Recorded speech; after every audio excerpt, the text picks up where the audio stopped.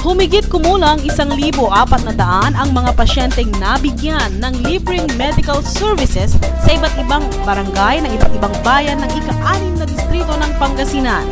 Kabilang sa mga serbisyong ibinigay ang optical services para sa mga senior citizens.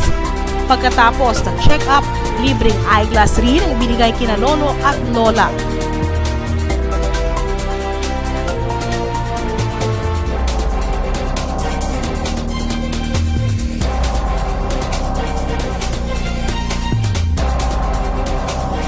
Maging ang mga gamot para sa mga bata pagkatapos ng check-up ay libre rin. Personal na pinamunuan ni Ginang Lorna Esperon ang Medical Dental Mission bilang suporta sa mga programa ni PMS Secretary June Esperon na kanya ring kabiyak.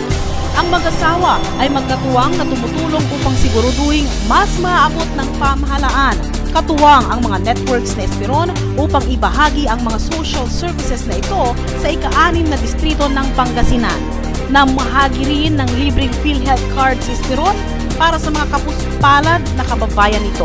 Ang bawat card ay nagkakahalaga ng 1,200 piso na maaaring gamitin ng benepisyaryo at ng kanyang pamilya sakaling ito'y magkaroon ng karamdaman at kinailangang pumunta sa mga accredited hospitals sa buong Pilipinas.